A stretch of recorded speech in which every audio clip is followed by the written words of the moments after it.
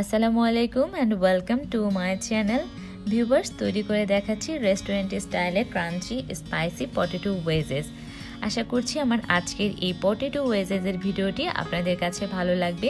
যদি ভালো লাগে তাহলে প্লিজ ভিডিওটিতে একটি লাইক দিবেন, আর যারা এখনও আমার চ্যানেলে সাবস্ক্রাইব করেননি তারা অবশ্যই সাবস্ক্রাইব করবেন এবং পরবর্তী ভিডিওগুলোর নোটিফিকেশান পেতে পাশে থাকা বেল আইকনটিতে ক্লিক করতে কিন্তু ভুলবেন না। পটেটো ওয়েজেস তৈরি করার জন্য আলুগুলোকে খুবই ভালো করে ধুয়ে নিতে হবে। যেহেতু আমরা এখানে আলুটা খোসা সহ ইউজ করব, তাই খেয়াল রাখবেন যাতে আলুগুলোতে কোনো রকমের ধুলাবালি না থাকে। এখন প্রত্যেকটি আলুকে আমি একদম সমান 8 ভাগে ভাগ করে নিচ্ছি। ভিউয়ার্স, আপনারা একটু খেয়াল করে দেখুন যে একটা আলুকে কিভাবে 8 ভাগে ভাগ করে নিতে হবে। আর এগুলো কিন্তু অবশ্যই ওয়েজ শেপে কেটে নিচ্ছি। আর আলুগুলো আপনারা একটু লম্বা লম্বা গোল গোল সাইজের নেওয়া ট্রাই করবেন, এতে করে ওয়েজেসগুলো দেখতে সুন্দর হবে। যতগুলো আলুর ওয়েজেস তৈরি করতে চান ততগুলো আলুকে এভাবে 8 ভাগে ভাগ করে নিতে হবে। আলুর পুরুত্বটা আমি একটু দেখিয়ে দিচ্ছি।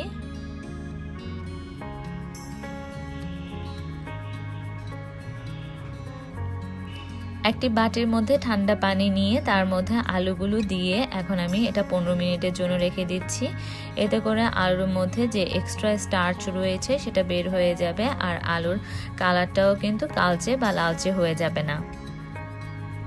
চুলায় একটি পাতিলের মধ্যে গরম পানি বসিয়ে তার মধ্যে দিয়ে দিলাম লবণ। পানিটা যখন পুরোপুরি ফুটতে শুরু করবে তখন এর মধ্যে আলুগুলো দিয়ে দিব। আলুগুলো দিয়ে পানিটাতে আবার বলক আসা পর্যন্ত ওয়েট করছি। পানিটাতে যখন বলক চলে আসবে তারপরে 2 থেকে 3 মিনিট আলুটা রেখেই পানিটা ছেঁকে নিতে হবে।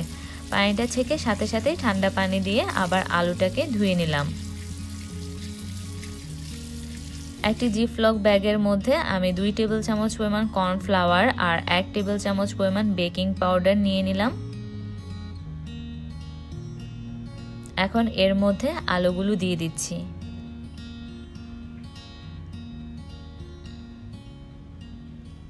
আলুগুলো দিয়ে খুবই ভালো করে এই প্যাকেটটাকে ঝাঁকিয়ে নিতে হবে, যাতে করে সবগুলো আলুর গায়ে কর্নফ্লাওয়ার আর বেকিং পাউডারটা সমানভাবে লেগে যায়।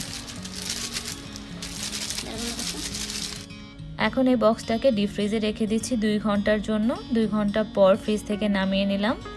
চুলা একটি পাতিলের মধ্যে তেল বসিয়ে দিয়েছি। এখন এর মধ্যে আমি পটেটো ওয়েজেসগুলোকে ভেজে নিচ্ছি। ভিউয়ার্স, আপনারা চাইলে ওই জিপলক ব্যাগে করে এই পটেটো ওয়েজেসগুলো ডিপ ফ্রিজে প্রায় 6 মাস পর্যন্ত কিন্তু রেখে দিতে পারেন। এখন চুলার আঁচটা মিডিয়ামে করে একটু সময় নিয়ে পটেটো ওয়েজেসগুলো এপিট ওপিট করে হালকা বাদামি হওয়া পর্যন্ত ভেজে নিতে হবে।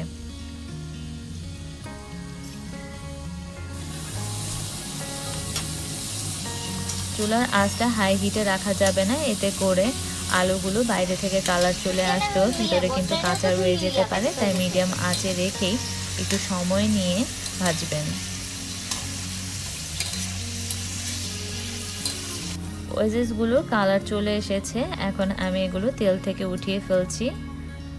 একটি প্লেটের মধ্যে টিস্যু পেপার দিয়ে তার মধ্যে ওয়েজেসগুলো নিয়ে নিলাম, যাতে করে এক্সট্রা তেলটা সোক করে নেয়। এখন আমি এটা দিয়ে দেওয়ার জন্য একটা স্পাইস তৈরি করছি, যার জন্য দিয়ে দিচ্ছি 2 চা চামচ পরিমাণ মরিচের গুঁড়া, 1 চা চামচ পরিমাণ আদা গুঁড়া, 1 চা চামচ পরিমাণ রসুন গুঁড়া, 1/2 চা চামচ পরিমাণ দিয়ে দিলাম অরিগ্যানো, আর 1 চিমটি পরিমাণ টেস্টিং সল্ট। আপনারা চাইলে এর সাথে বিট লবণ বা ব্ল্যাক সল্টও ইউজ করতে পারেন। সবকিছু খুবই ভালো করে মিশিয়ে নিলাম। এখন আমি এই মশলাটা পটেটো ওয়েজেসের সাথে দিয়ে দিব। আমি 2 চা চামচ পরিমাণ মশলা দিয়ে দিলাম। আপনারা আপনাদের স্বাদ অনুযায়ী কম বা বেশি করে নিতে পারেন। এখন খুবই ভালো করে পটেটো ওয়েজেসগুলো এই মশলার সাথে মিশিয়ে নিচ্ছি, যাতে করে প্রত্যেকটা ওয়েজেসের গায়ে মশলাটা লাগে। ভিউয়ার্স, তৈরি হয়ে গিয়েছে মজাদার পটেটো ওয়েজেস। এটা দেখেই কিন্তু বুঝতে পারছেন যে এটা খেতে কতটা ইয়াম্মি হয়েছে। আপনারা বাসায় ট্রাই করলেও কিন্তু ঠিক একই রকমেরই ইয়াম্মি হবে এটি খেতে। আর ভিউয়ার্স, যদি আমার ভিডিওটি ভালো লাগে তাহলে প্লিজ ফ্রেন্ডস অ্যান্ড ফ্যামিলি মেম্বারদের সাথে আমার ভিডিওটি শেয়ার করবেন। এতক্ষণ ধরে আমার ভিডিওটি দেখার জন্য আপনাদের সবাইকে অসংখ্য ধন্যবাদ।